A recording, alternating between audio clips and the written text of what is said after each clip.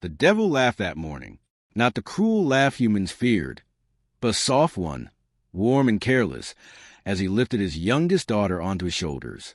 The sun spilled through the tall black windows of the manor, lighting the stone halls with gold instead of shadow. For once, hell was quiet.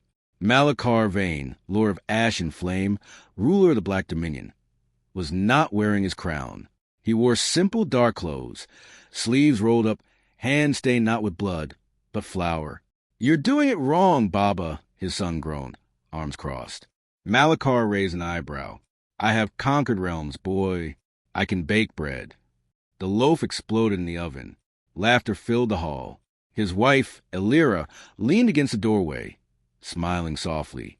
Her wings, once feared across battlefields, were folded peacefully behind her back.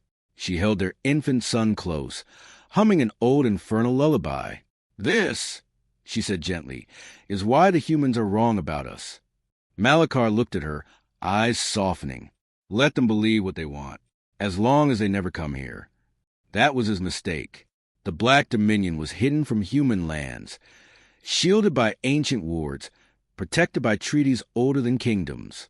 Demons lived there not as conquerors, but as families, farmers, craftsmen, children who chased shadow creatures like pets. They had chosen peace. The humans did not. At dusk, the ward screamed. Malachar felt in his bones a tearing, a violation. He stood abruptly, heart hammering. "Elira," he said sharply, "take the children. Now!" The sky split open. Holy fire rained down, burning through wards that had stood for centuries. Armored figures poured through the breach. Human crusaders, their banners glowing with false righteousness. "For the light!" they shouted. For slaughter. Malachar reached the courtyard just as the first blade fell. A demon woman, unarmed, collapsed, her head rolling across stone. Children screamed. Homes burned. This is a sanctuary. Malachar roared, power erupting from him. "Turn back!" They didn't listen. They never did. Malachar fought like the devil humans feared. Fire, shadow, claws of ash. Crusaders fell screaming, armor melting into flesh. But there were too many, and they were not here for him. They were here for his family. Elira ran. Her wings were torn, cut by blessed steel. Blood stained the stone as she shielded the children with her body. "Please," she cried. "They're just children." A knight stepped forward, eyes cold behind his helm. "Spawn of evil," he said. "Mercy is sin." The blade fell. Malachar felt the bond snap. He screamed, a sound that shattered glass across the realm. By the time he reached the inner hall, it was already over. Elira lay still, eyes open, wings broken. His daughter, silent. His sons, lifeless in pools of blood. The world went quiet. Too quiet. Malachar fell to his knees. "I chose peace," he whispered. "I chose mercy." The crusaders watched, uneasy. "Finish it," one muttered. Malachar stood, and hell stood with him. The massacre lasted minutes. The memory lasted forever. When the sun rose, the Black Dominion was ashes, and no human crusader lived to see it. Malachar knelt beside his family's bodies, ash drifting like snow around him. He pressed his forehead to Elira's. "I failed you," he whispered. Something ancient answered. Not rage. Purpose. Years passed. Human kingdoms rebuilt. Songs were sung of a great victory over demons. Children were taught that evil had been cleansed. They were wrong. Malachar watched from the shadows, no longer a lord, but a ghost. He carved names into stone, studied bloodlines, learned which knights had swung which blades. He did not rush. Revenge, he learned, was sweeter when it was personal. The devil no longer laughed. He waited, and when he finally returned to the human world, he did not come as a monster. He came as judgment. Malachar did not attack cities. That would have been mercy. Instead, he walked among humans unseen, cloaked in borrowed flesh and stolen names. His horns were hidden, his wings bound beneath illusion, his fire chained behind calm gray eyes. He became a man called Marcus Vale, a healer, a traveler, a nobody, and from that quiet place, he began to hunt, The first name carved into his memory was Sir Aldrin Hale, the knight who had held Illyria down, the knight whose blade had fallen first. Sir Aldrin now lived in comfort, honored by kings, praised in temples. He had a wife, 2 sons, a vineyard overlooking green hills. Malachar watched for weeks. He watched Aldrin kiss his children goodnight, watched his wife laugh, watched peace wrap around a man who had shown none. One night, Malachar stood at the edge of the vineyard, moonlight silvering the leaves. "This is what you took from me," he whispered. He entered the house silently. No fire, no screams. He sat at Aldrin's bedside and waited for the night to wake. Aldrin gasped, hand reaching for his sword. "Who?" Malachar let the illusion fall just enough, eyes glowing faintly red, voice no longer human. "You killed my wife," Malachar said calmly. "Do you remember her?" Aldrin froze. "You were there," Malachar continued. "You called her spawn. You said mercy was sin." Tears filled Aldrin's eyes. "We were told." "Lies," Malachar said softly. "So was I." He did not kill Aldrin's children.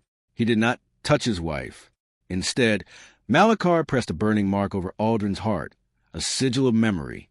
"You will live," he said, "and you will remember." When Malachar vanished, Aldrin screamed, not in pain but in horror, because suddenly he remembered everything, every face, every child, every plea. Word spread. Knights began waking from nightmares they could not escape. Holy men collapsed mid-prayer, screaming names they did not recognize. Crusaders drank themselves into madness. Something was hunting the guilty. The people whispered, "The devil has come back." Malachar smiled for the first time in years. Not all revenge was bloodless. The second name was High Inquisitor Bren, the man who had ordered the purge.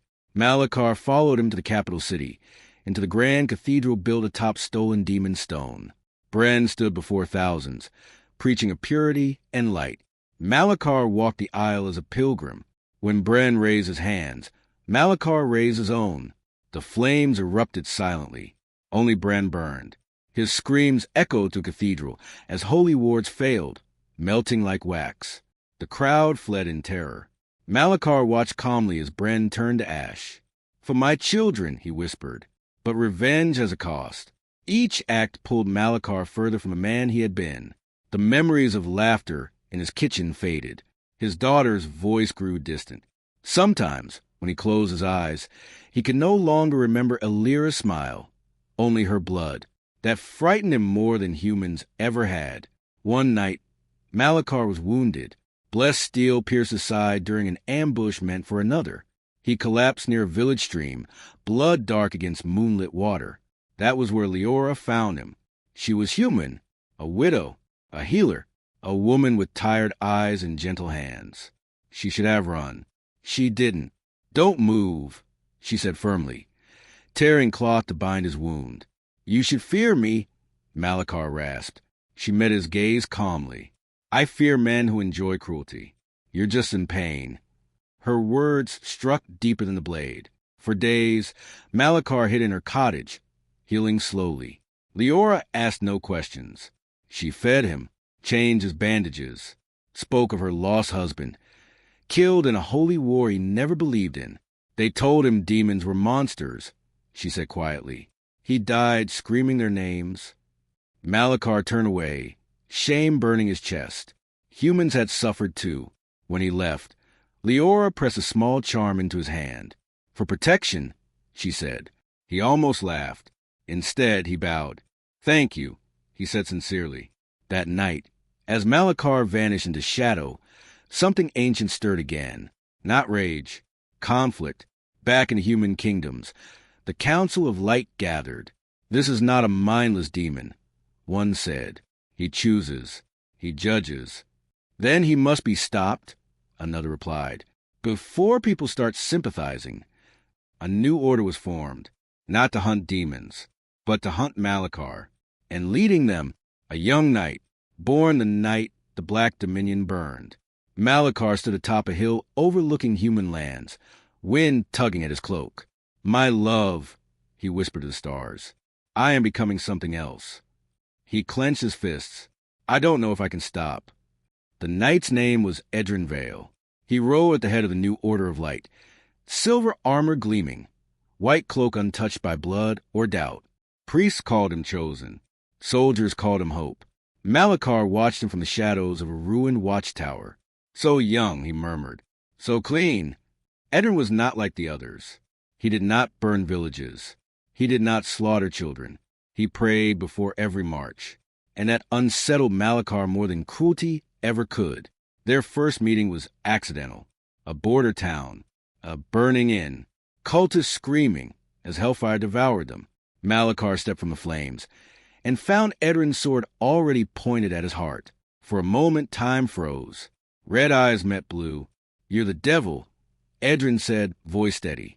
The one killing our leaders. Malachar tilted his head. And you're the boy they send to die.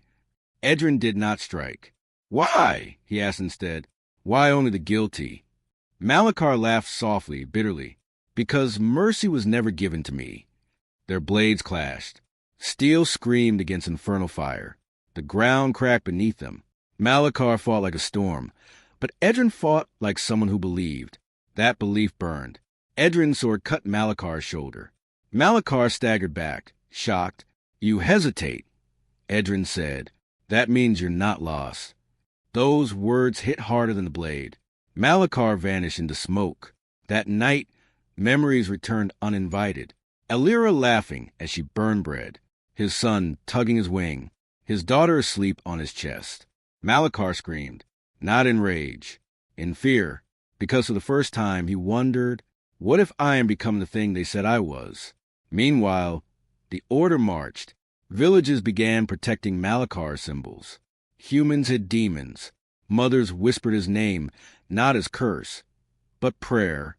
This terrified the council. Then we make an example. The High Seer declared, find what he loves. Destroy it. They found Leora. Malachar felt it instantly. A scream in the dark. A thread cut. He arrived too late. The cottage burned. The charm lay broken in the dirt. Leora was gone, taken alive. On the door, carved deep, come to the capital. Something inside Malachar snapped. No judgment. No restraint. Only fire. The capital fell in one night. Walls melted.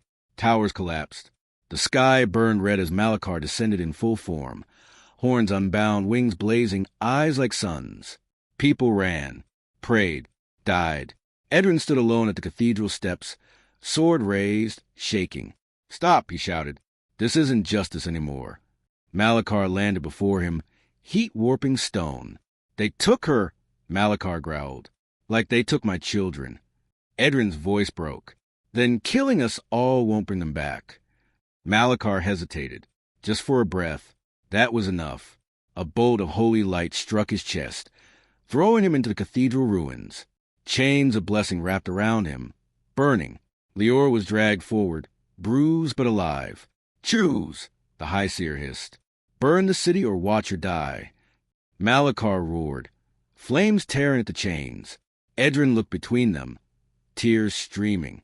There has to be another way. Malachar met Leora's eyes. She smiled faintly. Don't become them, she whispered. The chains shattered. Fire consumed the High Seer. Malachar grabbed Leora and vanished. At dawn, the capital still stood, damaged, scarred, but alive. Edrin collapsed to his knees, staring at the ashes. He could have destroyed everything, he whispered, but he didn't. Far away, Malachar stood at the edge of the world, Leora safe beside him. I can't keep doing this, he said quietly. If I continue, I'll lose what little good remains. Leora touched his hand, then stopped being vengeance. Be choice. Malachar looked at the horizon, at humans, at demons, at a future soaked in blood, or something else. Behind him, ancient powers stirred. Not all demons wanted peace, and they had been watching him closely. Hell did not forgive weakness. The moment Malachar spared the capital, the ancient thrones trembled. In the abyss, where demons rule without names, whispers turned into roars. He has forgotten what we are, snarled Zarvok, the first demon king. He has chosen humans over hell, hissed Nyxera, queen of endless hunger. 7 demon lords rose from their obsidian seats. Malachar Vane was summoned. The battlefield was not land or sky. It was the rift of origins, where demons were born from fire and hatred. Lava rivers flowed beneath floating stone platforms carved with sins older than time. Malachar stood alone. No crown, no army, only scars. You disgrace us, Zarvok thundered. You let humans live. Malachar's wings unfurled slowly. I let innocence live. Nyxra laughed. There are no innocents, only prey. Malachar's eyes burned. That's what they said when they murdered my children. Silence fell. Then war. 7 demon kings attacked at once. Shadow spears, mind fire, curses that ripped souls apart. Malachar fought like a god in chains. He burned Zarvok's arm to ash.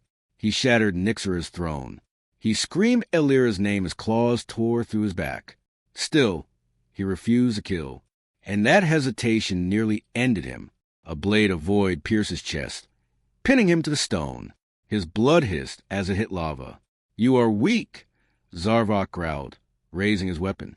And weak devils die. Light exploded. Not holy, human. Edrin Vale stepped through a broken rift, sword blazing. Not with blessing, but will. I won't let you define evil anymore, he said, voice shaking but firm. Behind him came humans and demons, side by side.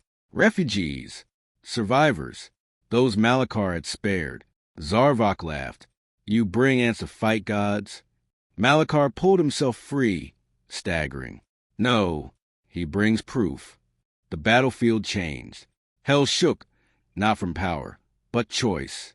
Demons hesitated. Some lowered weapons. Others screamed in rage. Nyxra lunged at Edrin. Malachar moved. He did not burn her.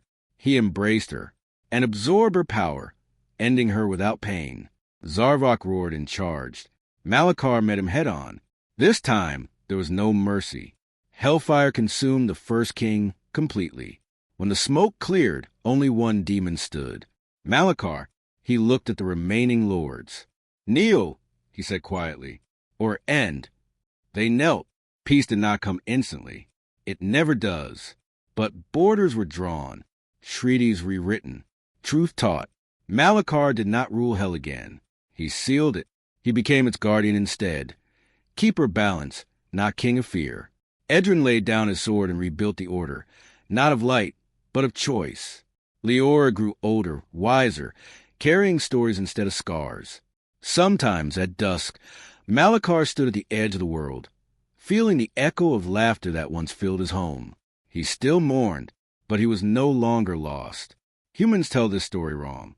They say the devil learned to love. The truth? He always did. It was humanity and hell that had to learn from him.